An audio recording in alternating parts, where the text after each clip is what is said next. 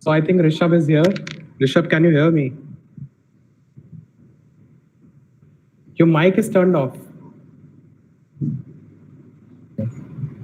Yeah, I can hear you loud and clear. Yeah. Okay. How are you? I'm all good, all good. Okay. So I think we'll start. Nishant, shall we start with the workshop? Sure, sir. Sure. Okay. So, hello, students. First of all, I request you to turn off your mics, except the expert who is with us today. And so, before we start the session, I would like to introduce you to this friend of mine, Rishabh Saxena. He graduated from National Law University, Odisha, with me, and he has been working in Bose and Mitra Co, Mumbai, since past 4 years, and has been practicing commercial laws. His specialization is maritime laws, and he has been practicing in various high courts. His brief was already sent to you, and I think without wasting much of the time, I'll proceed with the session. Rishabh, before you start, I must inform you that around 80 students registered for this webinar. Some of us could not join because of the internet issues, so they are watching it live on the YouTube channel. So all 80 students will be hearing you on YouTube as well as this platform. So Nishant, I request you to introduction of this webinar, and then I'll request Rishabh to start off the session. Sure, sir. So thank you so much, sir, for coming. So the Internship and Placement Cell have started this series, the webinar series, in which we are like letting students know about various aspects, various career aspects in law, dealing with arbitration, maritime law, litigation, and CV making and personality development. So all around, we have around 80 students for this webinar who have registered. I hope that more will join too. So without wasting much of time, I will sure you that yes, this will be a good webinar, informative webinar from our side, and from your side we will cooperate it anyway. So you can definitely start with your presentation. Thank you. Rishabh, Yeah, yeah. So first of all, thank you for coming and on such a short notice. And I see that you have grown a gray hair. The whole specialization of maritime law looks great on your face. So anyway, uh, it's all yours. thank you, Utkarsh. This actually symbolizes progress in our field. So Yeah, I would take that as a compliment. Thank yeah. you so much, Utkarsh. In fact, it's actually my pleasure to be here and to be able to tell students about maritime law because, quite frankly, even when I was in my law school, I didn't know much about it. I had a very limited information about the field in general. And it just so happened that after completing 5 years, I appeared for like various interviews and all, and I got a few job offers. I happened to select this one because at that point in time, I was very much interested in pursuing a career in international law. Uh, but the avenues of practicing international law are very limited in that you can only practice trade law or maritime law within India to be able to kind of practice international law, so to speak. And I happened to choose maritime law for that reason, not because I knew much about maritime law. In fact, I was browsing through the questions that a lot of students have asked. And one of the questions that kind of caught my eye was the fact that, how do you essentially go about building a career in maritime law? Or essentially, what is maritime law all about? I believe that is also the general trend or theme of questions that students have about maritime law. And I just wanted to tell this up front. It happens to be the epicenter for maritime activity in India. Now, apart from that, you have the public authorities that you can join, the Directorate General of Shipping. They have their legal officers. Then you have mercantile marine departments, which are essentially smaller administrative units spread across the coast of India. They have their legal units. Then you have various port authorities. They have their own legal units. Then you have the standard insurance companies. You have Feature Generali, Royal Sundaram, and the likes, who provide marine insurance cover. They again have their own legal units specifically dealing with maritime issues. And lastly, you have the shipping and trading companies, which have dedicated legal departments to deal with all legal issues and legal implications that arise out of any maritime activity. And unfortunately, that is not lastly. More importantly, there's one more thing. Apart from the insurance companies that I talked about, there's another entity that is very unique to maritime world in particular. It's called the PNI Club. And if you ever happen to do a maritime law internship, or if you end up joining or taking up maritime law as a career, you would want to know what PNI clubs are, because they are very central to the entire idea of the maritime world in particular. Now, the thing is, I'm sure all of you have seen Pirates of the Caribbean movies, right? And I know you can't answer me right now, but if you've seen those movies, you would remember there was this codex of sorts, kind of a pirate's code that everybody has to adhere by, so as to, I don't know, guarantee safety for pirates or to keep up the honor among the pirates. Well, in the real world, we have somewhat similar. Uh, See, maritime voyage by its own definition and by its own nature is very perilous. It's very dangerous. And it's not just dangerous for the ship or the companies involved, and I'm speaking financially. It's also dangerous because many a times the cargo that you're carrying aboard that ship is in itself very, very, very valuable. So you have a ship, a 1,000 ton, structure of steel that takes about, I don't know, 2 to 3 years to make, with so many equipments and machineries going into it. So it's a very expensive piece of equipment floating on water, right? And there are tens and hundreds of things that can go wrong. And over and above that, you are carrying expensive piece of equipment, which if happens to be like anything happens to the ship, the equipment also gets lost into the sea, and there's no recovering it, right? So it's that expensive an exercise that back in the olden days, most of the insurance companies simply refused to provide cover for the hull of the ship. Hull is what you call the structure of the ship. Cover for the machinery of the ship. Cover for the cargo on board the ship. Cover for essentially the ship's voyage in itself. Now, shipping from time immemorial has been a costly exercise, and thus ship owners through time immemorial have been entities or people who've had deep pockets of money, right? Because you essentially could not enter into shipping if you did not have a big bank account to begin with. So what these guys did was, a lot of these shipping companies, they started making pools amongst themselves, and they started forming codes amongst themselves as to, let's suppose, in the ship gets lost into the sea, or its machinery fails, or it meets an accident, or it faces a cyclone or thunderstorm in the sea, and there's damage to cargo or there's damage to ship. What we will do is, all, let's say, 5 shipping companies come together and they form an association amongst themselves. All 5 of them pool in money in equal measure, and all 5 of them prepare a code of sorts that if this happens, this is the amount of money that will be given back as an insurance sum for getting the ship back in order or for paying off the cargo interest. And these associations, these informal groups, over time became PNI clubs, which is protection and indemnity clubs. So as of today, there are 13 major PNI clubs all across the world, most of which are based, or rather, headquartered in London.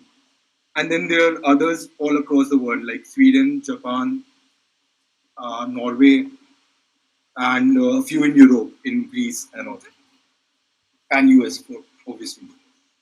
So these PNI clubs today, essentially, again, some of them comprise of shipping companies or other shipping companies take up memberships of these PNI clubs. And these PNI clubs take these kind of risk or cover these kind of insurance risk for these shipping companies and for these ships. And all of them have claims handler, and essentially what you can understand is analysts who essentially see as to what the legal implications of a particular voyage are, or if a collision takes place, what are its legal implications.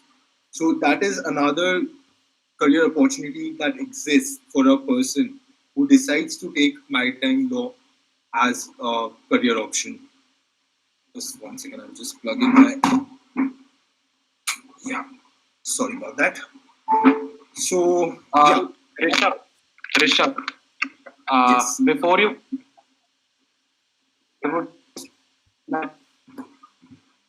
Utkarsh, your voice is breaking. hello. Yeah, now we can hear you. Yeah, Rishabh, I was saying that our Associate Professor Dr. Shilpa Jain has also joined the session, and she has been taking this whole the whole proposal of conducting webinar series forward. So, ma'am, Shilpa ma'am, we welcome you to the session, and this is Rishabh. Hi, ma'am. Hello, Rishabh, and thank you for taking such a wonderful session. It's really interesting, and I look forward to whatever you say. I just had a few queries which I'll be writing to you, and I hope I'll get answer to the same. Absolutely, ma'am. It's my genuine pleasure to be able to speak on this topic because it's quite close to my heart, and I'm really And excited. we get very few people dealing with maritime law, so it's very interesting to hear you out.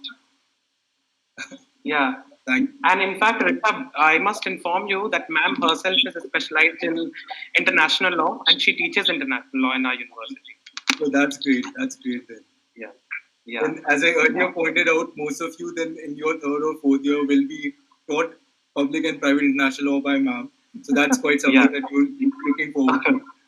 I genuinely love international law in my 5 years of law school. Thank you so much. Thank you for being there. It's such a wonderful session. Thank you. Thank you. Yeah. Okay, Rishabh, you can continue. Yeah. So essentially, there are a lot of opportunities available when it comes to maritime law. But having said that, it is a very niche field and it's a very specialized field. So you don't, and I saw it from the questions. In fact, now I think I will be taking up the questions one by one so that I end up covering all the questions that have been asked by the students. But if you are planning to take up maritime law, or if you feel that you may be interested in such a field of law, I would strongly suggest that you start reading up on a few judgments. I can probably write it down for Utkarsh, and he can provide you those judgments. These are the core judgments when it comes to practicing maritime law in India. And apart from that, I would strongly suggest that you do some internships, either with insurance companies or with law firms or with shipping companies to get an idea and flavor of the maritime law world per se before you jump into it. So that will be quite something. Now, I will go through each and every one of your questions. The first question is, what is maritime law? I hope I've answered that by now. Second is the scope in maritime laws. So, see, as I told you, Bombay happens to be the epicenter for maritime law. So, if by any, I realized over the course of having practiced these issues in courts and arbitrations, I realized that law is a never-ending learning curve, right? So it doesn't really matter. It doesn't really make a difference that your particular law school right now does not have an elective or does not have a course on maritime laws. You will be studying international law, both the limbs. That in itself will give you a fair grounding into maritime laws, just to be very clear on that. Further, you can always pick up on judgments that come out from Supreme Court or Bombay High Court. There are if you just simply Google, you'll find there are a lot of repositories of information on maritime law, so you can always pick it up yourselves. And then there's always the scope. You have all these law firms who are practicing or undertaking maritime law practice, undertake internships there, do it a few times. That internship in itself, I can assure you, will give you a fair grounding into what this career entails, and you can always take it up from there. And then there's always an option of undertaking masters in maritime laws, which a lot of people do. Also, Rishabh, I just want to add one point here. Apart from what you said, for all those students who are interested in, who are asking why we don't have a specialized course on maritime law at DNLU or at other national law universities. Yeah, of course, it is not here, but as Rishabh pointed out, it is being taught in different portions. So, for example, you'll be reading insurance part of it in contracts. You'll be reading some portion on in relation to carriage of goods under international trade laws. So, in bits and portions, it is taught in different papers. But yes, I think Shilpa ma'am is here. We'll take this request forward, and hopefully, if the students are interested, we'll have this paper. Utkarsh, we will be offering them both air and space law and maritime law as specialization papers in Okay. international law stream. And in LLM also the international law stream this year. This semester Okay. they'll be studying the paper of maritime laws. So we've already inculcated that. Since this That's subject great. is very close to my heart also, Yeah. it is already there in the curriculum. Okay. Then, see, students, you have already got your answer then. Thank you. Thank you so much. Yeah, Rishabh. Yeah, so ma'am, I happen to ask a very interesting question. A question I'll just read out for, I don't know if the students can also see the chat or not. If a student wants to pursue career as a maritime lawyer, what all subjects the student is required to have a command on, to be more precise, what all subjects are closely connected with the subject of maritime law. So, quite frankly, it's a very interesting thing that ma'am just happened to mention about air and space law. It's kind of very interesting, but air law, space law, and maritime law, all three have parallels amongst themselves. Like all three areas of law have very different degrees of similarities between them. And just to answer ma'am's question and one of the students' question as well, something that you can do in your law school for understanding maritime law is probably do a moot on space law and air law or maritime law. Because I, for one, while I never interned in a maritime, like did a maritime law internship throughout my 5 years, neither did I take up the elective on maritime in my law school. I did do all three moots, by the way. I did the Leidenser in International Air Law moot. I did the Manfred Lack Space Law. And then, well, maritime, we were one of the organizing committees for almost all editions of Maritime Law Moot that NLU conducts. So these three areas of law in particular, you have to have a very good grasp on international law to understand and to get a good holding on maritime laws. But apart from a good grasp of international law, if you focus on any of these three branches of law, they are more or less similar. So that is one thing that, ma'am, I would suggest that a person who's interested or student who's interested can take up with. And I think there's something where you will also agree with me. One of the best things and the things that I remember the most that I did in my law school was to pick up Shaw on international law. It is one of the most, I would suggest, one of the most easily written books on international law, wherein Oppenheimer and all these other books are very employ very complicated English and very complicated language, so to speak, while explaining international law.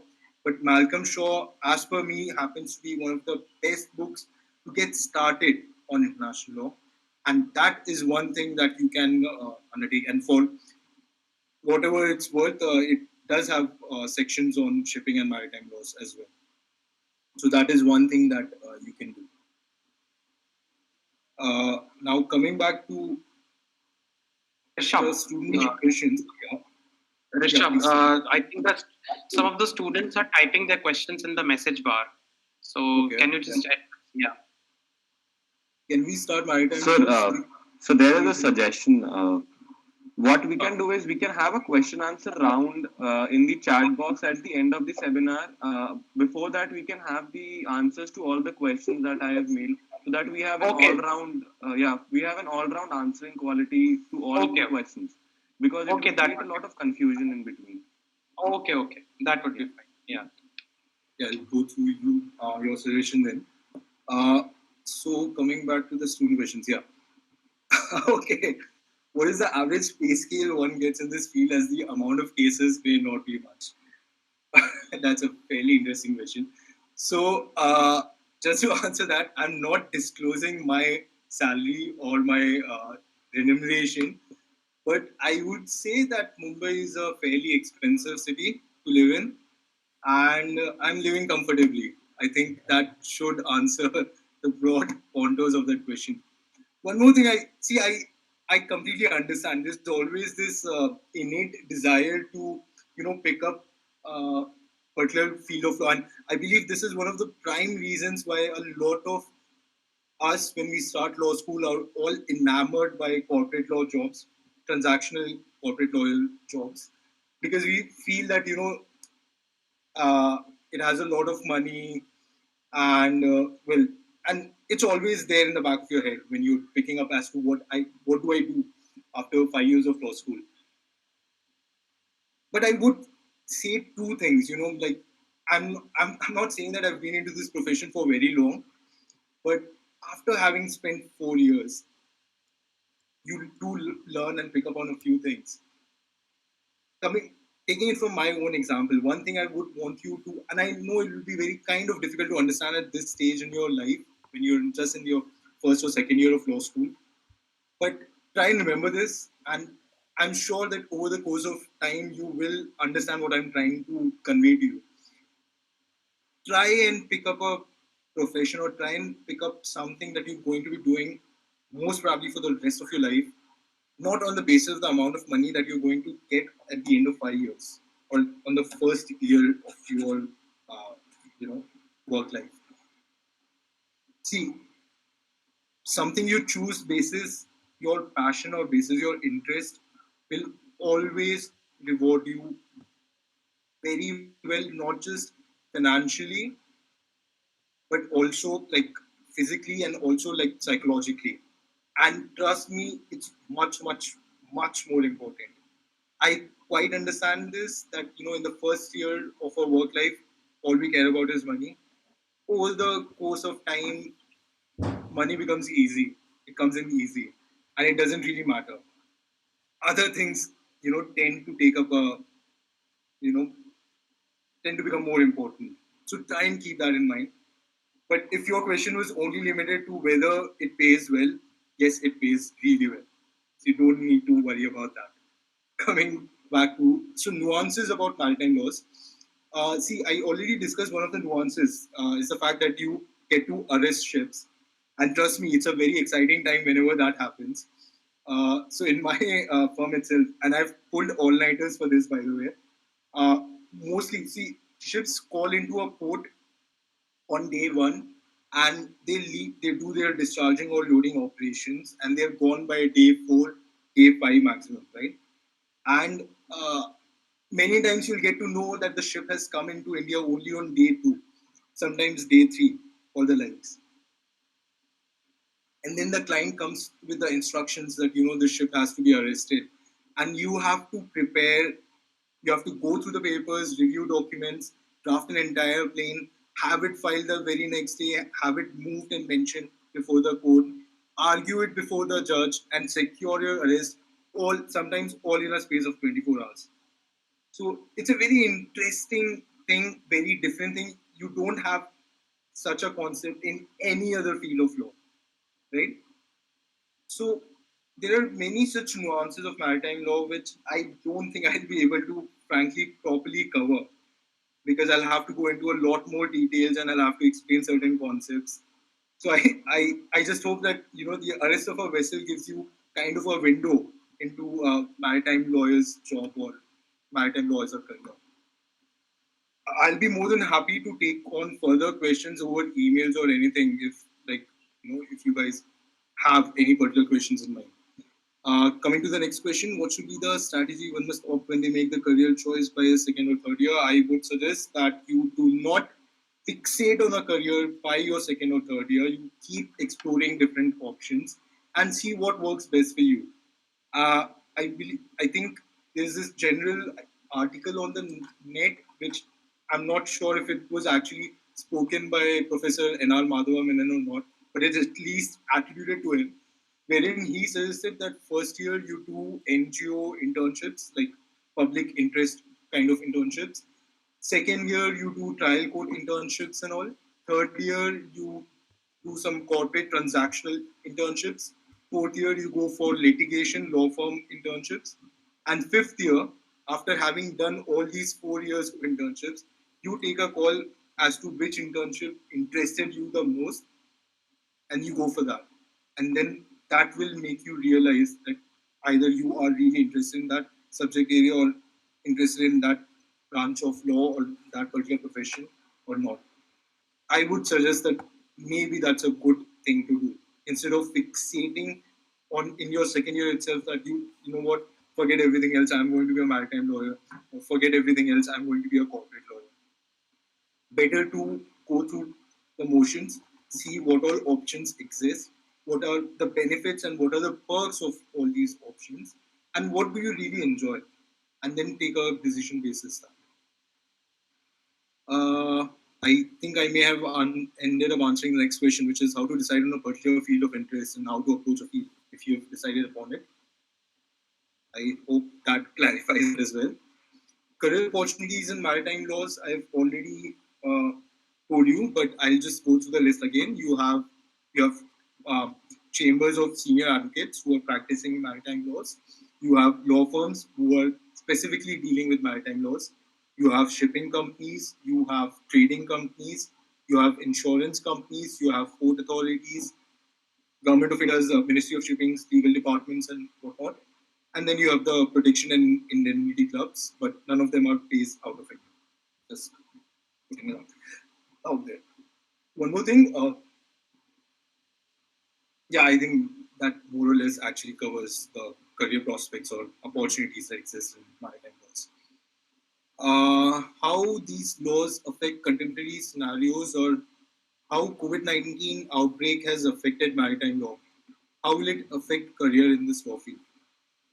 COVID-19 has not affected us at all, to be very honest, because in the past 2 months, while I've had to go to office on a couple of occasions because of court hearings. So, I mean, that's what, like, I understand that a lot of litigation law offices may be operating at minimal capacity or minimal, like, functioning minimally right now. But that has not been the case for us because, as it turned out, despite there being a national lockdown, the port operations were deemed by the government of India to be critical to Indian economy. So was the imports of coal, steel, gypsum, aluminium, and a lot of other such standard cargoes that India imports or exports for certain cargoes. So essentially, all of shipping activity, it underwent delays. So, for example, a normal ship, if it would take 5 days in an Indian port, it ended up taking about 15 to 20 days. And then, because of these delays, there are other contractual issues that come to the fore. See, one thing you need to understand is the ship in itself is a very costly item, but every day, just the operational cost of running a ship runs into several lakhs of rupees. So every day a ship is not on a charter, which is to say that ship is not going around the world loading, unloading cargo, and it is standing in a port or wherever. It's just standing idle. It is losing a lot of money because A, it's not earning any money, and B, more importantly, the operational costs run into lakhs per day. So if you have kept a ship standing for 15 days, you might have ended up having, almost a crore of losses or more, depending on the kind of vessel that is involved. So, frankly, last 2 months have been a very busy time for us as a firm and for me in particular as well. I've appeared before Bombay High Court multiple times for various matters, and I've also made appearances before Gujarat High Court, Odisha High Court, and Kerala High Court. So I don't think COVID really affected us. In fact, if anything, it ended up increasing our work burden without the office and other resources that we kind of used to use it. Coming on to the second question, difference between maritime and admiralty. There's something I think one of the first things that I haven't to cover, and I'm really interested. Like, whoever thought of this question, I mean, I'm sure they gave it some thought. I mean, that's quite something. So now I hope you've understood the difference between maritime and admiralty laws. But as I said, in today's day and age, both are one and the same thing. There's no difference in any of them any longer. How is the government overlapping solved in cases related to maritime laws? I don't quite understand this. Government overlapping solved in cases. Okay, I'm from what I understand, I guess your question is if two jurisdictions are involved, how do you take care of that? And if that is a question, if that is the idea behind that particular question, well, you have tribunals which take care of these kind of disputes. A classic example, which I'm sure you guys will also be aware of, would be the case of Enrica Lexi, in which an Italian vessel, Italian Marines aboard an Italian vessel, opened fire on Indian fishermen, thinking them to be pirates, and questions of whether India could exercise its jurisdiction or not arose. And as you know, that question is now out of Indian courts. It went into the, I think it was referred to it laws, but then it got taken up by the Permanent Court of Arbitration. So there are all these forums that essentially decide on these kind of issues if it ever comes to that. Then we have, if someone wants to start a career in maritime law, where should they start with for the same in terms of internships as well as jobs? As I said, there are a lot of law firms in Mumbai and in Kochi, and I think some in Chennai as well, who exclusively work on maritime laws. So I think one of the best ways to go about it would be to take up internships in one of these firms. And just to add a point here, Rishabh has offered, to take two of you for an internship in Bose and Mitra. We'll see how it works out. It depends upon how you perform in your, CV or your other procedural, requirements. But it's a good offer and gesture from Rishabh, and let's all of us thank Rishabh for this. And we'll see how it works out. But we'll definitely, send students for internship at places where, the firms and companies which work specifically in the areas of maritime law. And some of the students from our second year batch are specifically interested in maritime laws. So we'll definitely work upon it. I actually look forward to having some of you guys come over and work for us.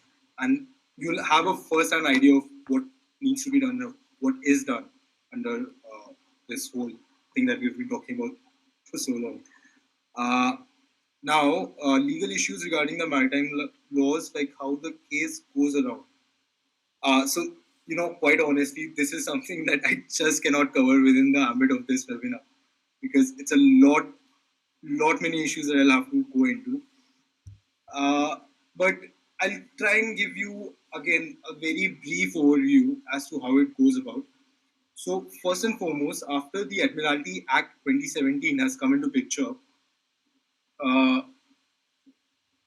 every state, coastal state, has water corresponding to it, right? Those waters, like Indian waters corresponding to the state of Maharashtra, are considered as Maharashtra's waters.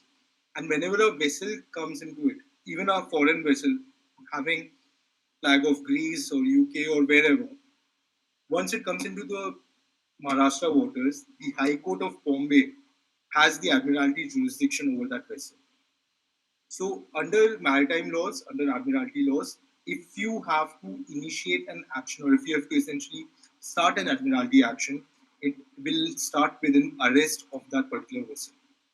That's how you get jurisdiction, admiralty jurisdiction over that particular vessel and over their owners. You force them to come into the port, right?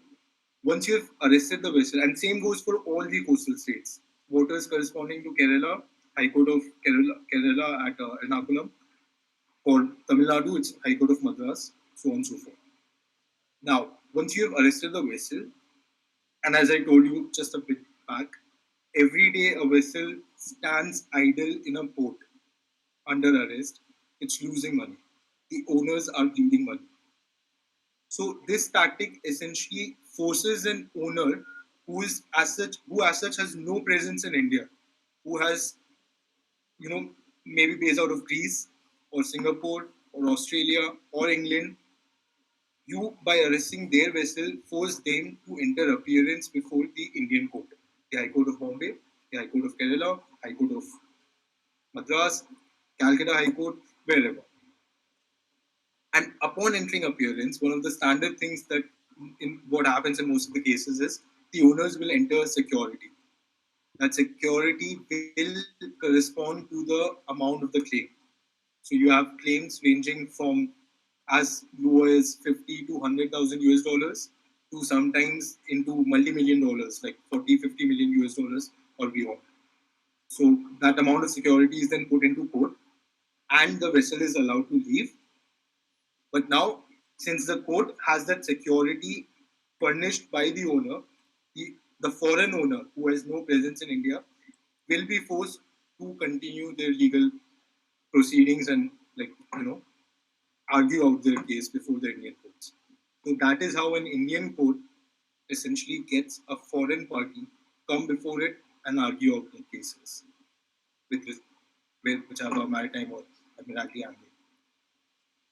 Coming to the last question, is there scope for law students in the field of maritime laws and how one should get inclined towards it? I think I have fairly covered this question. If there's anything in particular with respect to this question that you want me to cover, you can put it on the chat box, I believe. In the meantime, Rishabh, can we discuss these questions which were put by the student in the chat box? So Yes. Sahil, so there's a student, Sahil, he asks a question, do maritime laws also deal with shipbuilding industry? Yes, they do. So see, whenever a new ship is commissioned,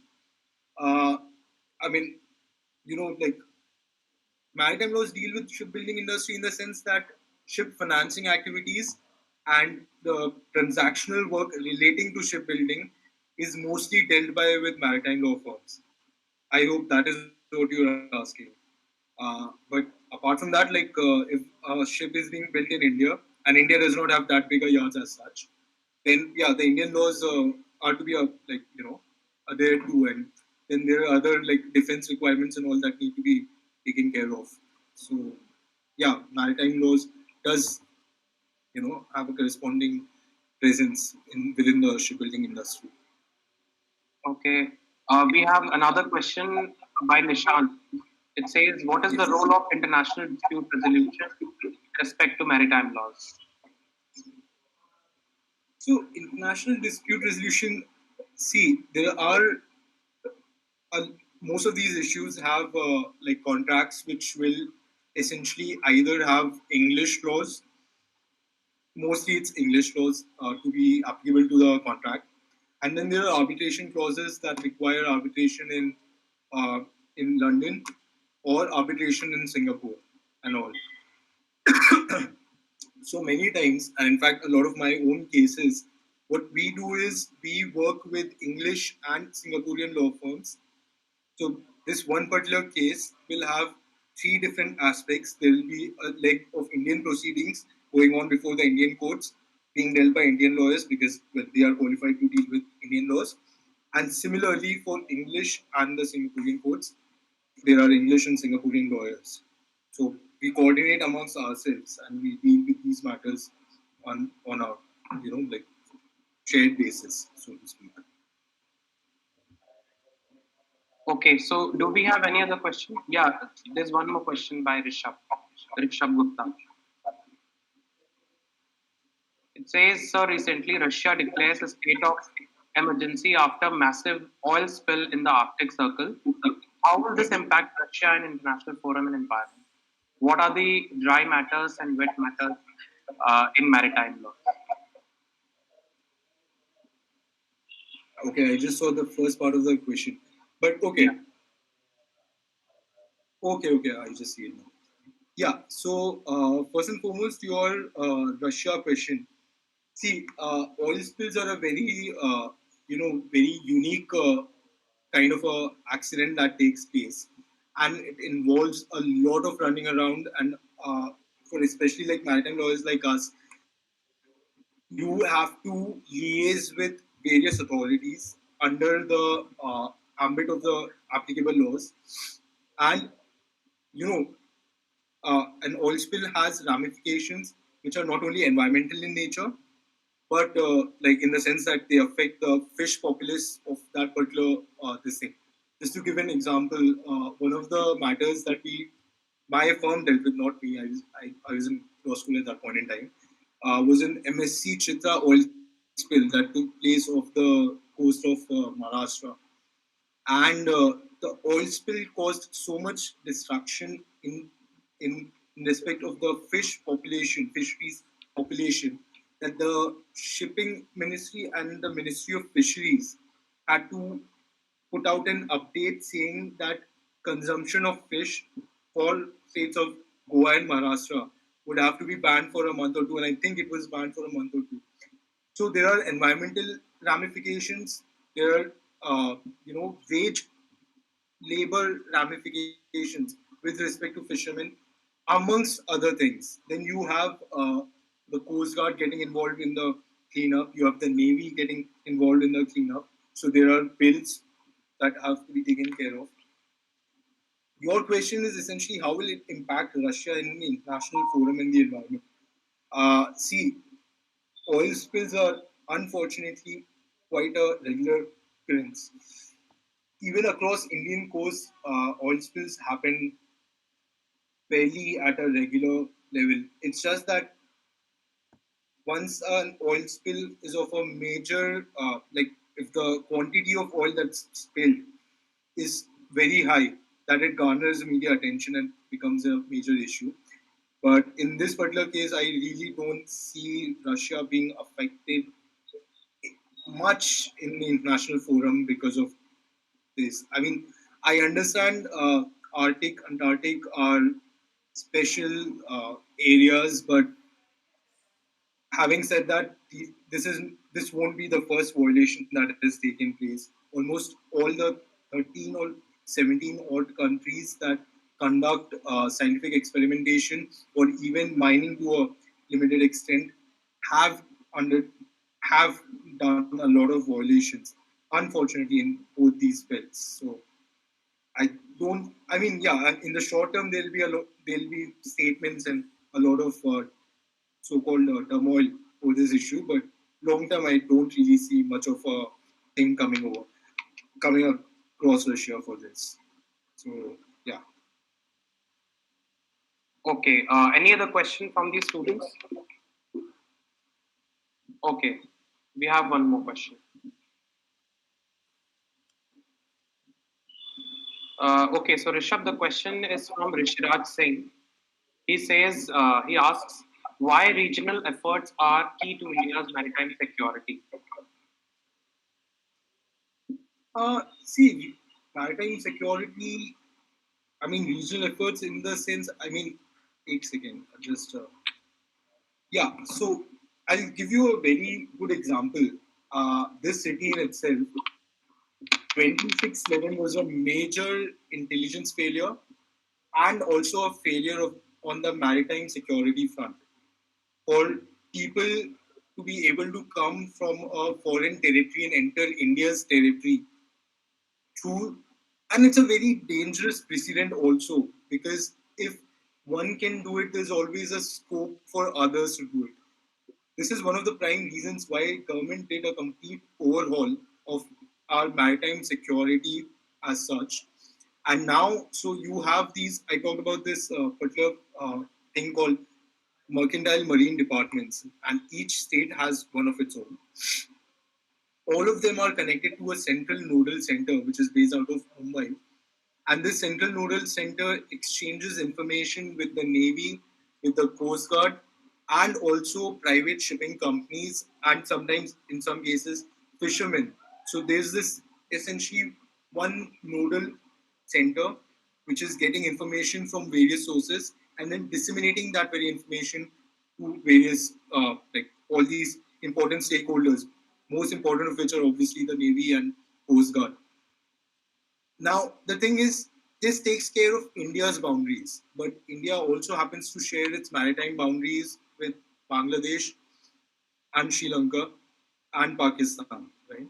So, for an for an infiltration that is to take place not from Pakistan or from a third country, apart from these countries, it is, I believe, very important that the maritime agencies of Sri Lanka, Bangladesh, India, even Pakistan for that matter, come together and like come up with a framework. But to the best of my knowledge, such efforts have not really fructified. So, and I don't know what's the current status as of now. Okay. I guess that's about it. Okay. Any other questions from the students? Okay, Nishant. Well, I'm so sorry. I just happened to miss out on one question by Rishabh Gupta. Yeah. Difference between dry matter and wet matter is, to put it in the simplest of terms, is when if a matter involves a ship when it's out there at the sea, those are wet matters. And if it's something when the ship is in port or in berth, those are dry matters. It's a very simplistic view, but I believe this will help at this point in time. Okay. We have one more question. Yeah. Yeah. Does UNCLOS have any impact with respect to maritime security for that matter? Yes, it does. See, UNCLOS is a central framework when it comes to like on the international level. Having said that, however, I'll be very honest. ITLOS, and this is the same. I mean, again, you have not read international law right now, but I think you will be able to appreciate this further once you have done that. You know about the UN Charter, right? And I'm sure you know about International Court of Justice as well. But how many cases does International Court of Justice on a year actually end up hearing? It's the same scene with UNCLOS and ITLOS. UN Charter is there. It provides an international framework for international laws across all the countries.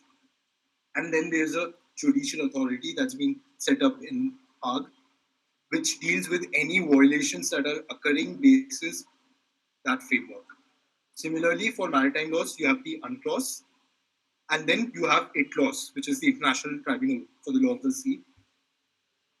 But honestly, very few matters get referred to ITLOS, and most of the times you will either see action being undertaken in the Permanent Court of Arbitration, or else the countries talk it out diplomatically.